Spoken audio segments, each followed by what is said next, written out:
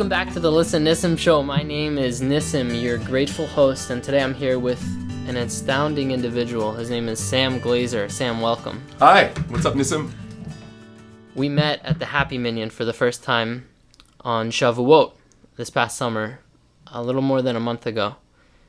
And I found out that you are the king of Jewish music in this area. Tell us a little bit about your history. Where are your grandparents from? Oh, that's way back. So on one side, they're from Romania, in Transylvania to be exact, the northern border, and my maternal grandparents are from Lithuania. So I'm an Eastern European, Ashkenaz. How'd your parents end up in America? My father's father moved here when he was a teenager. He was essentially running away from his neighborhood for whatever reason, and thankfully it was about 15 years before things started getting bad in Eastern Europe, and he was able to set up shop in New York. My maternal grandfather was born here. He grew up in Minneapolis, St. Paul area, and they were all fur traders in that business. So on my father's side, we were in the garment business, and on my mom's side, we were in the fur and wool business. So I grew up in the clothing industry, if you will. How many siblings were you? 4 boys, and I'm the oldest. Big responsibility. Oh, yeah. When did music come into play, though? Well, I grew up in a musical home, so music was part of our lives from the get-go. There was always singing and playing. My mom's a pianist, my dad's a trumpet player. We always sang. Shabbat meals, we weren't observant necessarily, but we had really great Shabbat meals, which involved a lot of song. And then in our tradition at the time, we would essentially eat as much as we could at the Shabbat dinner and then go to the piano and sing the rest of the night. What was your musical involvement during elementary, middle, high school years? I was starting to express myself as a pianist when I was about 7. Started taking piano lessons, sang in choirs throughout those years, junior high and high school. Started putting bands together in high school and started rocking and rolling a little more because I had a classical upbringing. And then in college, I started at Berklee College of Music in Boston, studying only music, and then I transferred to University of Colorado, where I studied business and music. And then I went to the film scoring program at UCLA when I got out of Boulder. And my life's always just been very involved with music. I've been composing since I was 7. And songs just come to me and, you know, what are you going to do with those songs, right? What were your earliest compositions? They were based on colors because that was a class assignment in 3rd grade. So I wrote those songs, and my mom saw the lyrics and assumed they were just poems, and she tried to put them to music. And the legend has it that I ran up to her and said, "Mom, what are you doing? That's not how they go." And I sang to her as I went, and she said, "What? They're songs?" I said, "Yeah, these are all songs." That's how I started writing. What were some other accomplishments during that period, musically? Well, I had the usual recitals every year. In 9th grade, I was chosen to be the delegate for my junior high school to all-city competition, vocal competition, and I won the best singer in the LA City School District. And my award was presented by Zubin Mehta, the famous conductor at the LA Philharmonic stage. So that was pretty cool. I've won a bunch of ASCAP awards for compositions, and I started doing Jewish music in my mid-20s. I sort of got fired up in terms of my Yiddishkeit and started getting into Shabbat and the holidays in a big way, and then decided when I got married at about 30 that I wanted to raise my family with mitzvot and connection with God as a centerpiece. So my music started going in that trajectory. What first started getting you closer to Judaism? Well, I had my first experience learning in a yeshiva, which kind of blew my mind. I went to Esha Torah in Jerusalem, which is an institution dedicated towards helping those with little or no background connect deeply with their tradition. So I was inspired by all my teachers there. I had, one class after another all day. And, they were pretty mind-blowing. And I didn't consider myself a truth seeker so much. But the intensity of that kind of Torah learning from people who really lived it, who walked the talk, was powerful for me. And also on Shabbat, of course, we were going to various people's homes and seeing how harmonious Jewish life could be and seeing families that got along and all the generations assembled from little kids to grandparents all at one table. And I saw that as very attractive and very wholesome. Coming from LA, I grew born and raised here, seeing that was possible for me attracted me. So I moved to this neighborhood, and that's sort of the rest is history. How did your family react to your going to yeshiva and becoming more religious? Amen.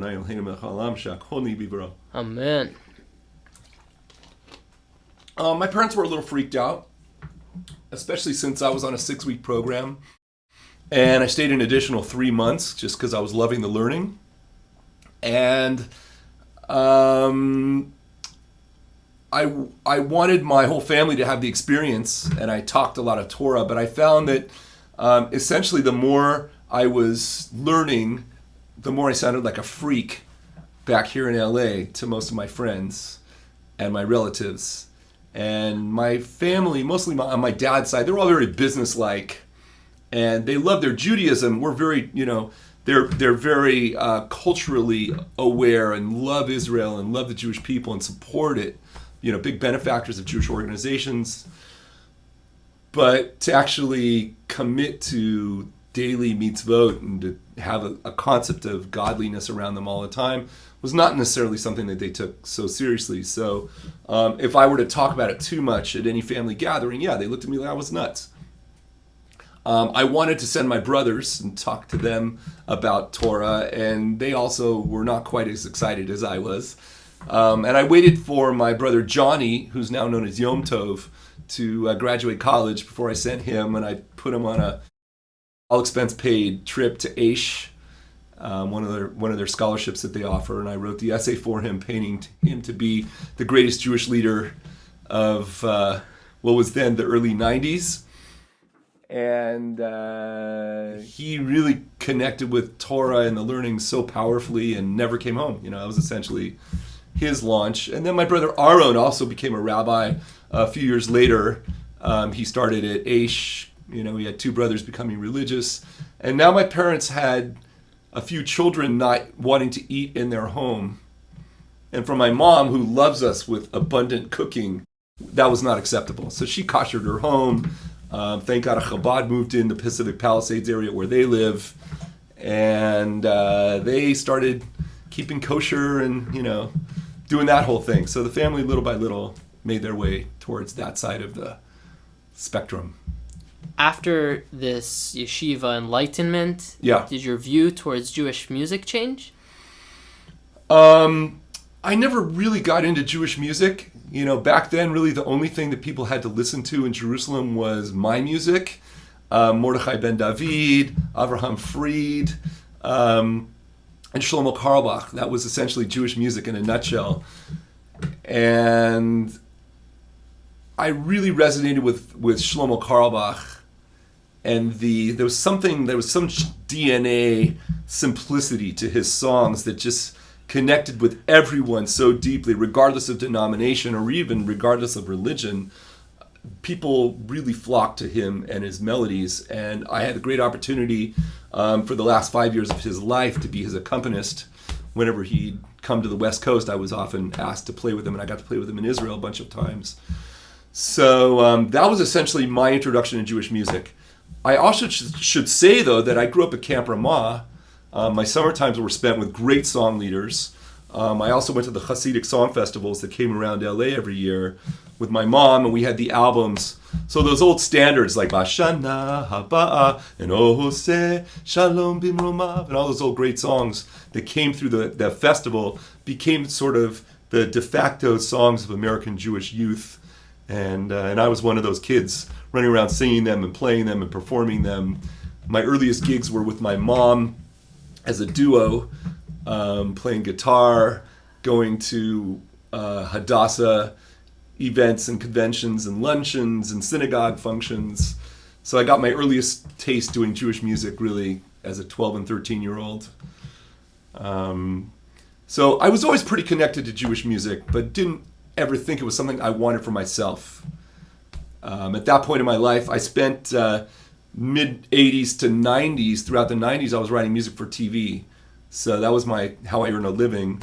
I was writing music for the WB network and here in LA, the Sports Channel, all the Dodger and Angel home games. Anytime you'd listen to one of those broadcasts, you were hearing my music as they cut to commercial.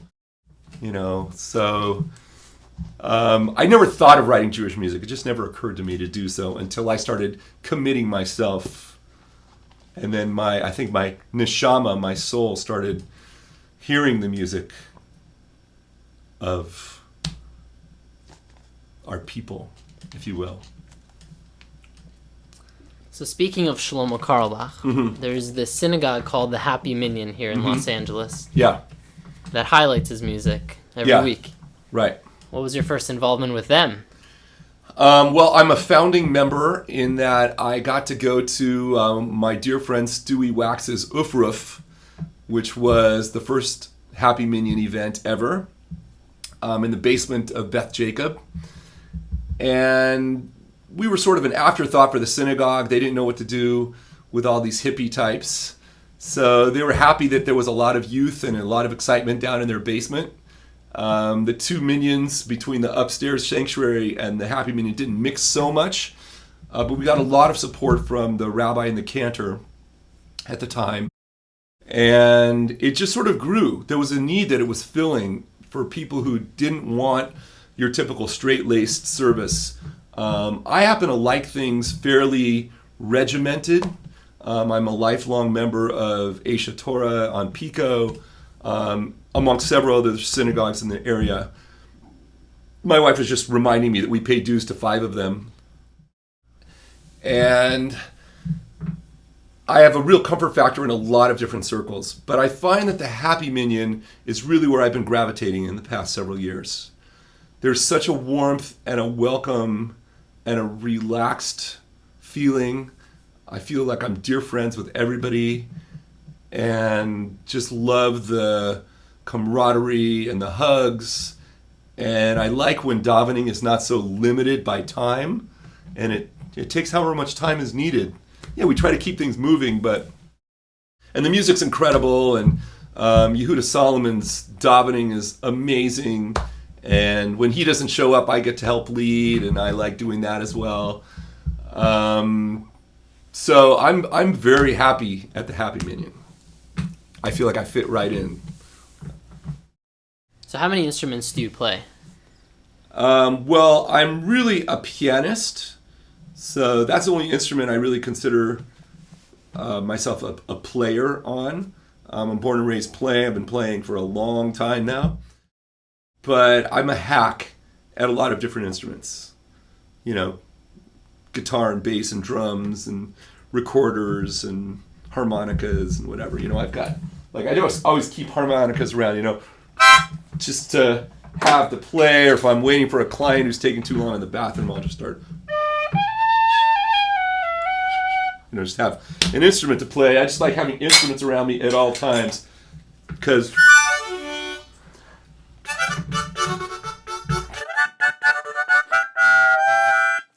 it's just fun to have an instrument around. But if I really got to play,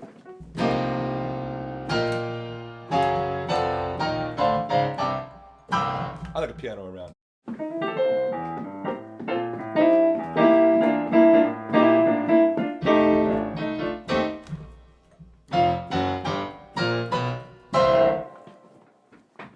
Would you consider yourself a singer? I am. Trained? Yeah, I was, in voice lessons for a lot of years. I was a music major and a business major at Boulder, Colorado. My music major was studying opera. So that was pretty serious because every semester, at the end of every semester, you had to have voice juries. You had to have about a dozen pieces that were prepared in a minimum of 4 languages. And the judges were essentially the staff, the music staff, and they were the ones who chose what you sang. So you never knew which of the 12 they were going to choose. And so yeah, I had my share of training. And I also, I went to music college to study harmony and arranging and composition and sort of learn the scientific side. I've got a good ear and I'm able to do things sort of naturally, but you've got to know the mechanics.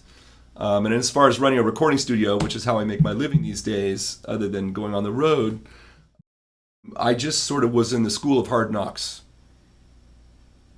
At that point, the most elaborate recording device was a 4-track that was available. And I graduated as it became affordable to 4 to 8 track to 16 track, and eventually to 32, and then to unlimited tracks, thank God, with computers nowadays. So our technology is so amazing, and I'm really just always blown away at what I can pull off with this handy computer. We're looking at a multi-track project with nearly 100 tracks flowing, with unlimited effects, compressors and limiters and reverbs, and a computer powerful enough to make all that happen. Can you talk about your experience on the road? Well, I think any musician, or most musicians anyway, to get their music out there, since I'm a composer, you have to hit the road.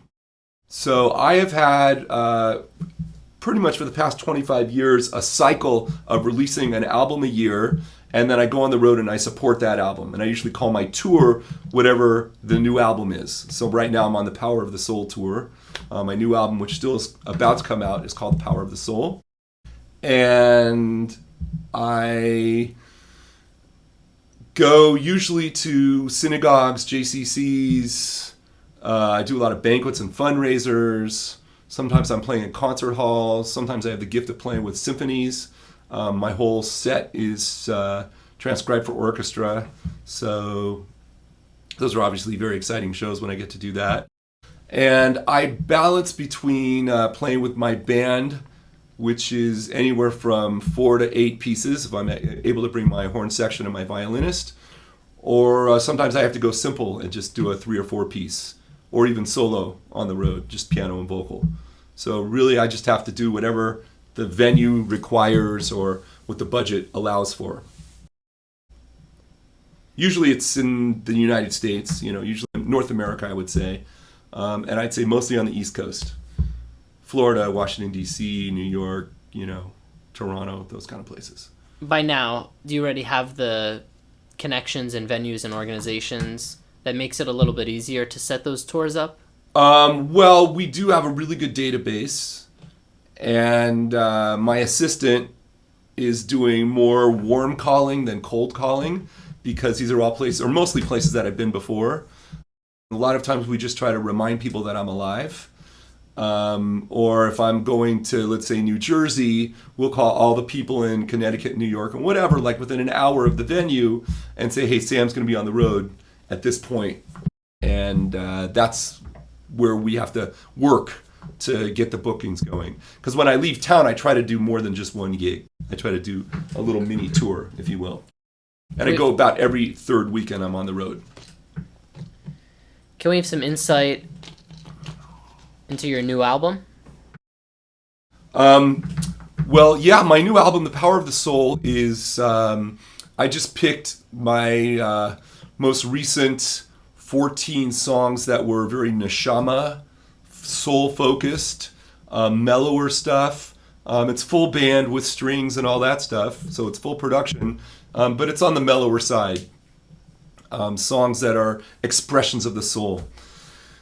And because I just finished my book, which, I just wrote a book called The Joy of Judaism, which is a monumental 9-year effort.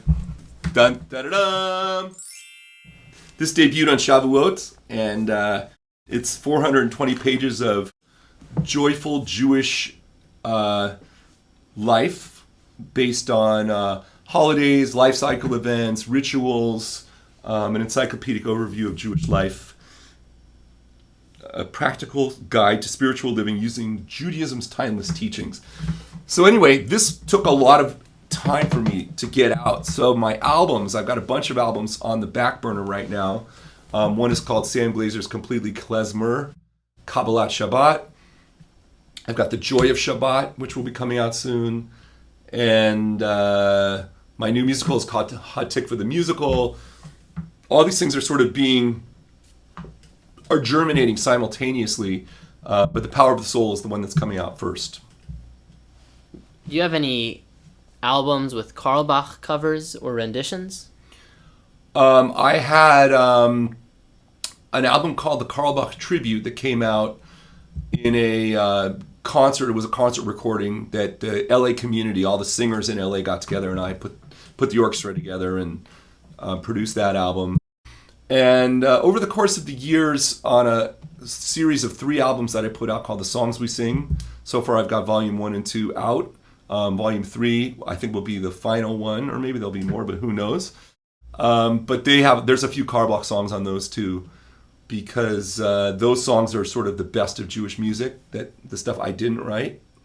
So yeah, I love interpreting Carlbach music. I try to incorporate it in my live shows, and I just think it's important to keep that music alive for the next generation to enjoy. What are some of the services that your current business offers here in the studio? Our number one thing is album production. So I'm taking artists sometimes from their first album, helping them get their feet on the ground, all the way to bands who've released multiple albums, just helping them get a sound and get everything together. And I'm good at production. I'm good at keeping people on the ball, keeping people focused. Artists are often, not always, but often a little hard to keep on track. So part of my job is just keeping things going and having a vision for the project, hearing a song in its raw form, maybe just piano and voice or vocal and voice, or just what a band's raw arrangement is, and being able to hear where it could go and how to bring it if they want to sound like U2 or Radiohead or Black Crowes or whatever their vibe is, to help them get to that place, and to bring in the players to support them. Thankfully, here in LA, we've got an amazing network of the best players in the world that live here and make their living making music on a full-time basis. And they're hungry for work. So you can get the best players in the world for probably half the price that you could in other towns, because people are, looking for what to do in between tours and whatever. So thankfully, I'm really hooked into some really good musical networks. I do music for games and apps. That seems to be a pretty viable business now. So once in a while, it'll be something really unusual where I just did an app with probably over 300 cues. So that anytime you're in a different part of the app, you're hearing another piece of music. Those projects are exhausting because every little piece has got to be detailed and labeled and mixed. So some of that stuff, some voiceover work for people who are actors or doing demos for their acting career. Some of that, and a bit of TV work every now and then. For our music tech heads out there, what mics and monitors would you recommend? Well, I'm a real believer in these V8s. I mix on them. I've been mixing on them for years. I have my NS10s, which are sort of the Yamaha standards. But those KRK V8s are very full sounding, and I've got the V12 subwoofer down there. Together, I feel like with those speakers, I'm getting a real realistic perspective. And I also think that studios need big mains. Part of the music that I do is for the more hip-hop, rap, EDM crowd that want to hear things really big. So I've got these EVs up on the wall with 15-inch woofers that I can really crank really loud, and you can actually feel a surround by bottom end. So for dance music and that kind of thing, it's really important. My mics of choice are my Neumanns. There's nothing like a good Neumann. But I have a very large mic locker, and I've got a nice drum room that's totally anechoic, which means no echoes whatsoever. And I have the, nice AKG overheads and Sennheisers and Schurs and,